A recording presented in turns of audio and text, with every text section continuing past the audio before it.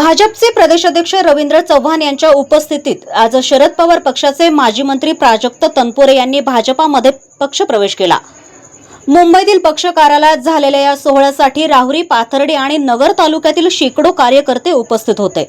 भाजपचे प्रदेश उपाध्यक्ष डॉक्टर सुजय विखे पाटील यांच्या मुत्सद्दीपणामुळे तनपुरेंचा भाजप प्रवेश झालाय, यावर या कार्यक्रमात शिक्कामोर्तब झाला।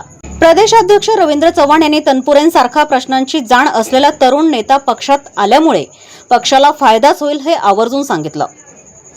पक्षप्रवेशानंतर तनपुरे यांनी अगोदर चव्हाण यांचा व त्यानंतर डॉक्टर सुजय विखेंचा शाल व पुष्पगुच्छ देऊन सत्कार केला। याच सत्कारानंतर दोन दादा एकत्र आले, आजोबांनंतर आता नातूही एकत्र झाले याची आठवण आवर्जून काढली। त्यावेळी एकच आशा पिकला।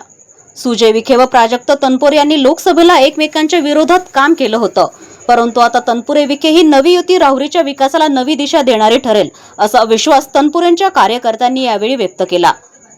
तनपुरे यांना मिठी मारण्याची कार्यकर्त्यांची इच्छाही सुजय विखेंनी पूर्ण केली। त्यावेळी टाळ्यांचा कडकडाट देखील झाला। हा सगळा पक्षप्रवेश पाहिल्यावर तनपुरेंना विखेंनीच भाजपमध्ये आणलंय यावर शिक्कामोर्तब झाला। या पक्षप्रवेशानंतर राहुरीची गणिते नक्कीच बदलतील असा विश्वास यावेळी कार्यकर्त्यांनी व्यक्त केला।